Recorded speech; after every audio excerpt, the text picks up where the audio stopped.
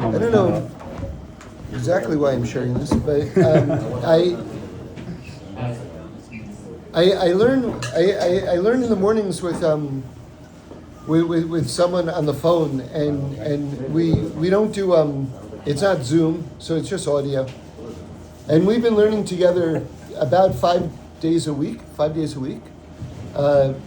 Now it's twice a day for the last year or so, almost, but 5 days a week for the last 33 years, and I don't know. It's really nice in a way, just to be on the phone, because somehow it feels a little more kind of like a protected space, because no one's looking at you, and so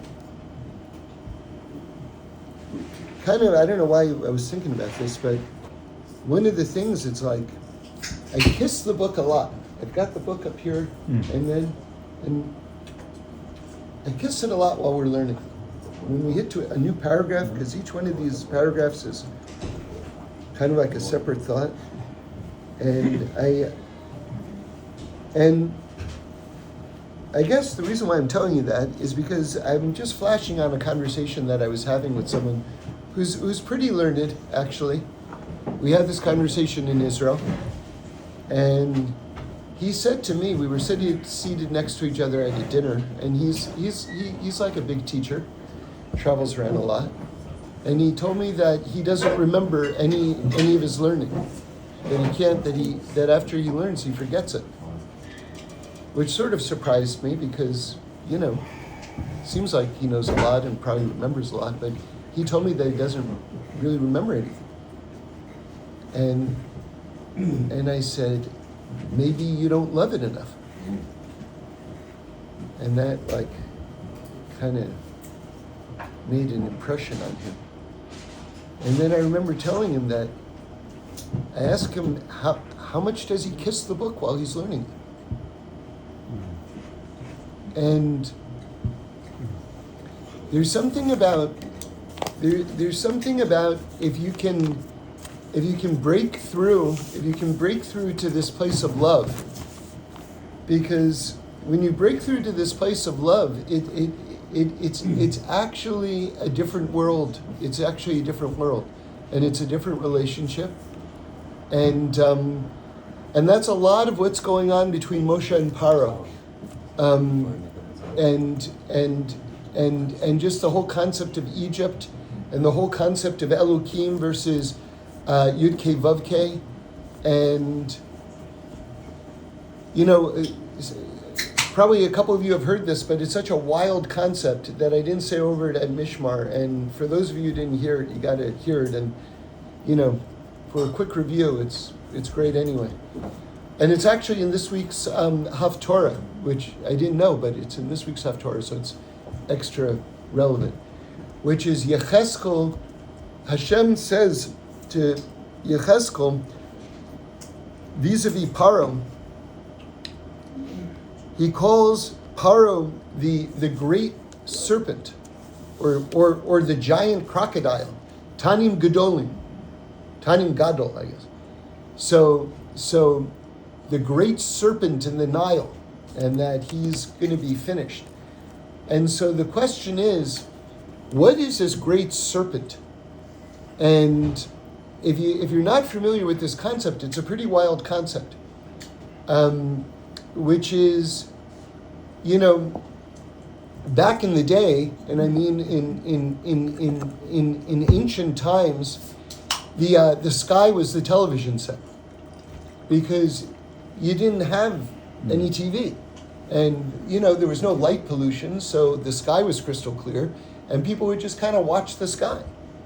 And so the first science that became really highly developed was astronomy. And the ancients were actually pretty amazing astronomers. And even though their instrumentation was crude, they were making very accurate measurements. And there's 12 constellations. But Kabbalistically, there's this thing called Draco. So there's a good chance you've probably never heard of Draco. So what is Draco? And the answer is, it's this serpent in the sky. It's this serpent in the stars. And it's not really a serpent, but what it is it's this serpentine creature which takes, remember there's 12 constellations, it takes one star from each constellation. It weaves through. And so Draco becomes this super constellation. It represents the entire natural order. Mazel, a lot of times we think of Mazel as a mystical idea. But the truth is that when the Kabbalists use the phrase Mazel, they're really talking about the natural order. Like, for instance, it's a person's Mazel, they say, whether they're smart or not so smart, or they've got cash or not so much cash, or they're born, believe it or not, north of the equator or south of the equator. Believe it or not, that's part of your mazel, like what part of the world you're born in. And so that's actually all part of the natural order. Now, the idea, why is Paro being called the great serpent or the great crocodile? Rabbi Shimshon Raphael Hirsch translates it as crocodile. But if you think of a crocodile's tail, it's very serpentine. So it even works if you think of it as a crocodile. And the idea is that he feels as though he's a god and he's controlling all of nature. So in other words, he is being correlated with this super constellation, which is all of the mazel, which is all of the natural order, and that's who he thinks he is. Now there's a problem with that, and this gets back to love, how we opened, which is that nature is a ceiling. There's a ceiling, even if the ceiling that we're talking about is at the top of the celestial sphere, even the top of the celestial sphere is a ceiling. Because compared to God, it just keeps on going. So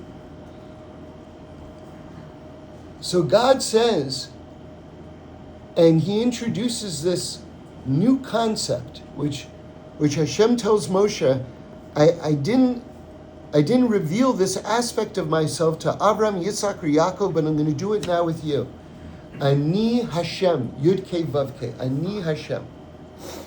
Now, Ani Hashem is like a wild thing, so let's go into it. So I'm going to tell you what Avraham Amalek says. He says something great. Ani, according to the Zohar, Ani is a code word for Malchus. Malchus is the name of the dimension that we live in. So Ani Hashem means Malchus, the natural order, because this dimension, Malchus, is the natural order.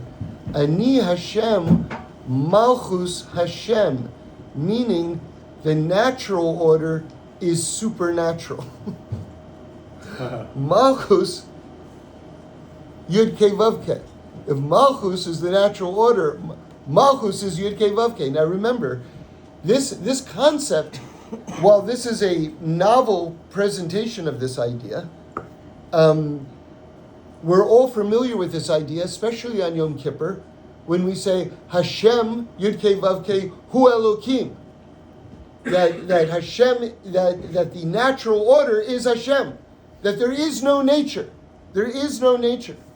I'll tell you something. One of the things that when I first got married to my wife, my wife would say something, and then I would say, yeah, but it's all God.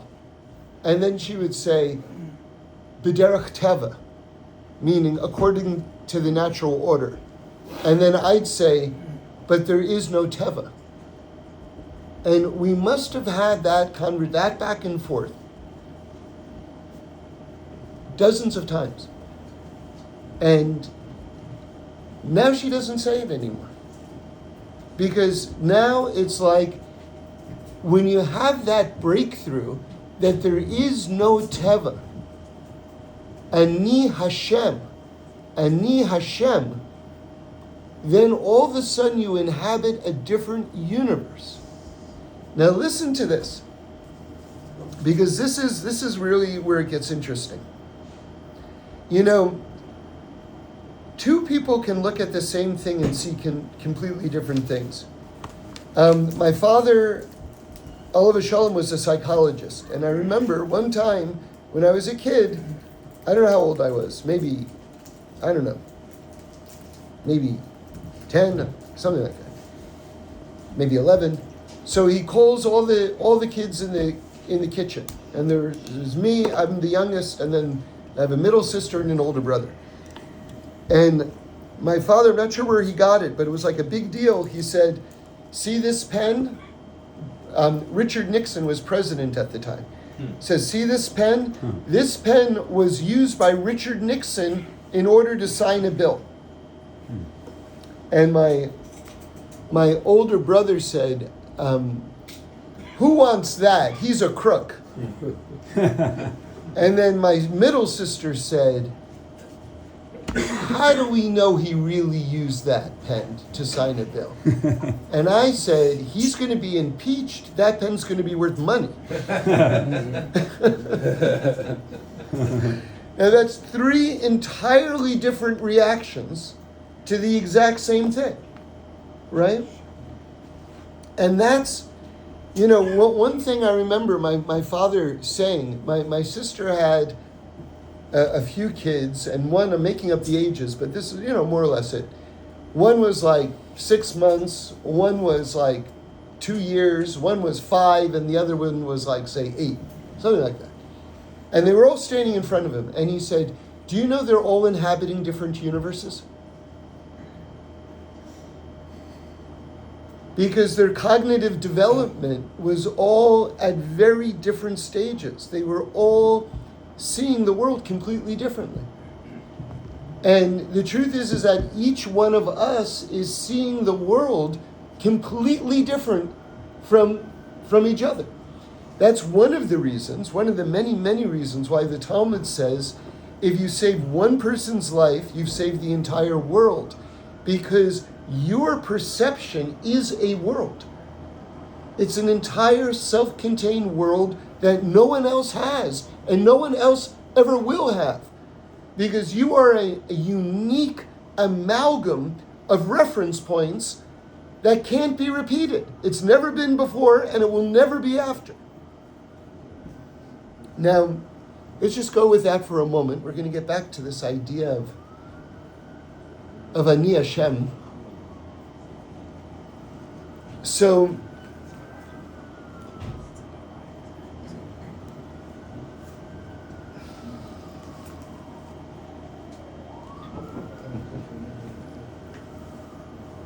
I don't know if you've ever had this experience where you read some news in the newspaper and you go, "Wow, that's a good stock." And then you buy the stock and it's like really good news, like this should go up, right? And then not only doesn't it go up, but sometimes it goes down. And you can't figure it out. It's like, this is like there's major news and this is the company that's doing the news. Do you know why that happens when that happens? I mean, I'm sure there are other reasons, but here's a big one. Because that was new news to you, but it's old news to like the people who do this for a living. And so that news was, this is a Wall Street term, was already priced into the stock. So if you bought it at 4, well, it was 2 before the news got out. You found out about the news when it was 4. So everyone already doubled their money, and now they're taking profits, and it's going to go down. Okay, so that's called priced in. So I think that there are a couple of things when we think about our uniqueness that I'm not saying the people in this room, but a lot of people in the world have already priced into their consciousness. Okay, so what am I referring to? Well, one is Carl Sagan said something that really blew everybody's mind like a few decades ago. And that was that, do you know how vast the universe is? Do you think that it's possible? I mean, how arrogant and egotistical of you to think, it's disgusting that you should think that there aren't other intelligent life forms out there. Really? That's what you think you're so special? Okay. We haven't found any aliens, by the way. But for a lot of us, and speaking in general, a lot of humanity has already priced that in. In other words, they don't think of themselves as that special because there must be other. Okay, so now let me give you another version of this. This one I'm not an expert about, and you'll forgive me if I'm not on top of all the information, but I Googled it enough that there's still a little wiggle room here, it seems. There's a debate as to the fossil record, even though some people will say, well, no, there is no debate, but then other people will go, well, then they keep on changing their mind, and there would seem to be something of a debate as to whether we actually have the clear line saying that we descended from apes.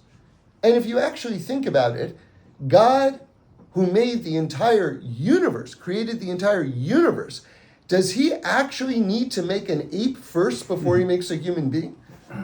Is anything difficult for God? As though God needs to do it this way? That idea is actually absurd.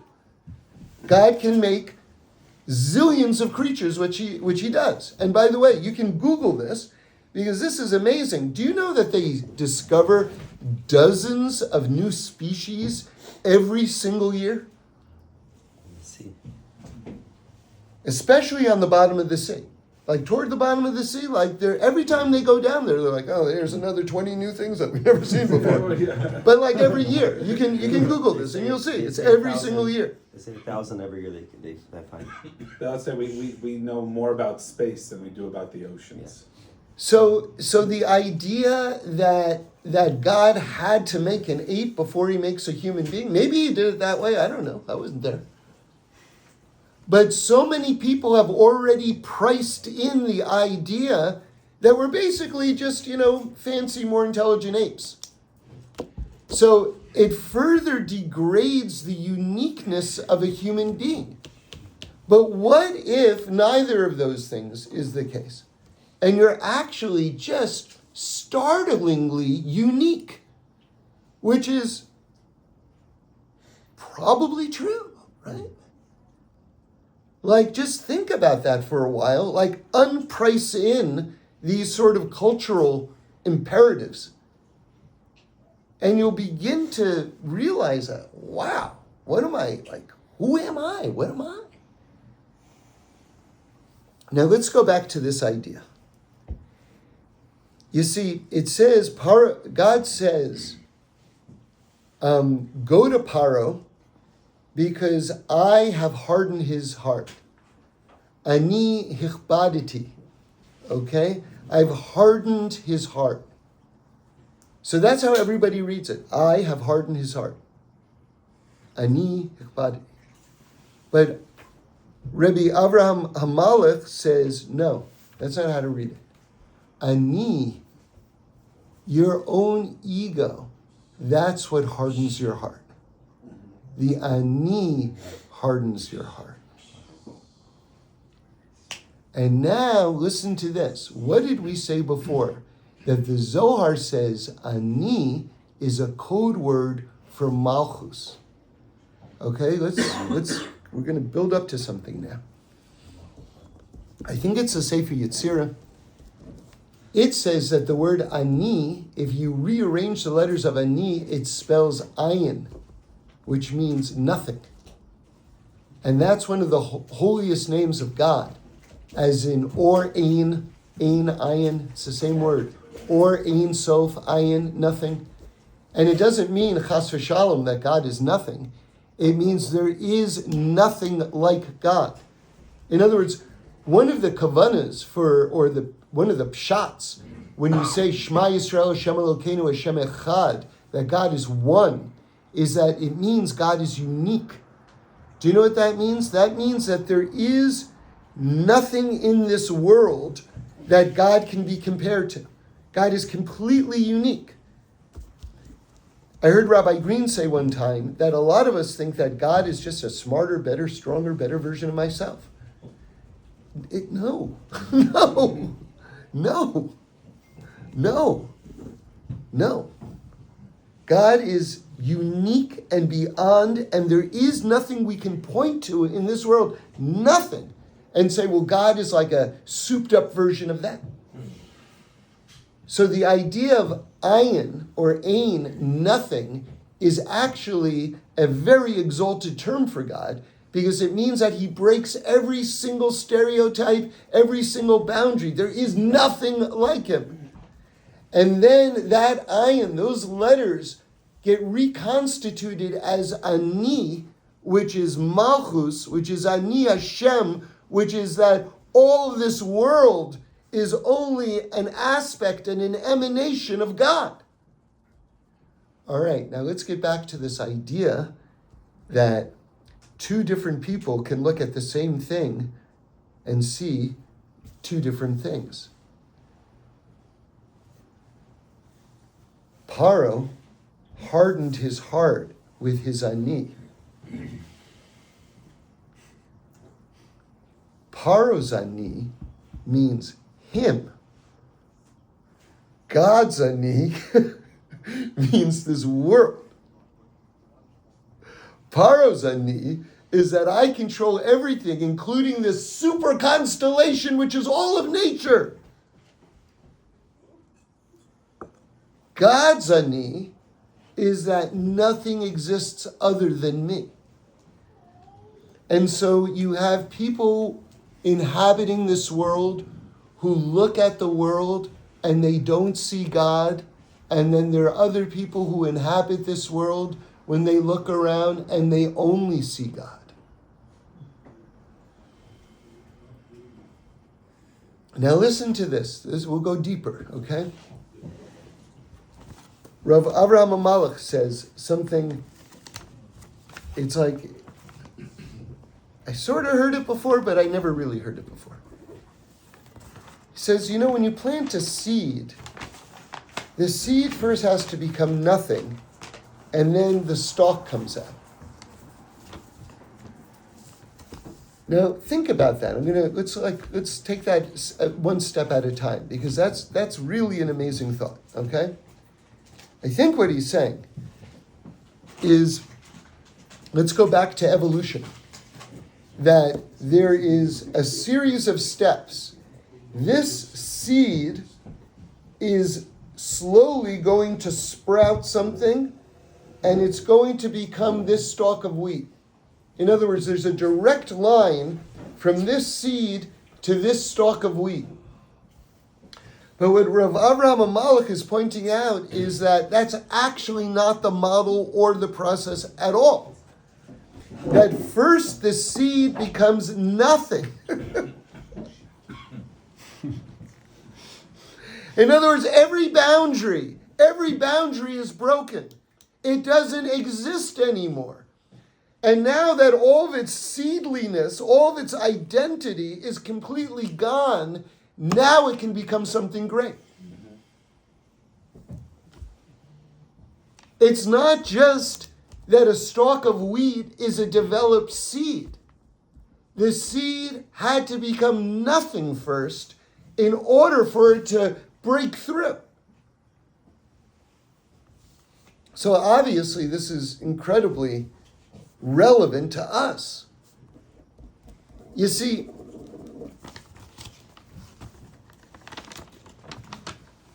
the problem is that a lot of people, they're learning more Torah, and maybe they're even more inspired and they're doing more stuff, but they're just becoming an expanded version of themselves. They're just blowing up the balloon larger, but they're still inside the balloon.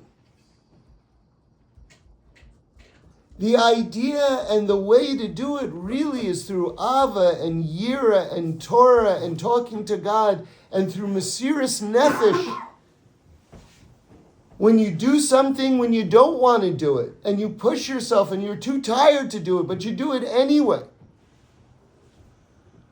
that's when the seed becomes nothing and then something sprouts from it, which is exalted. Not just to become like the grandest paro, where it's sort of like, do you know how big I am? I extend to the top of the celestial sphere. But he's still within this construct of Elohim and nature, and his ani is the natural order as opposed to a revelation of ayin becoming ani, which is that all there is God around him. He says, who's God?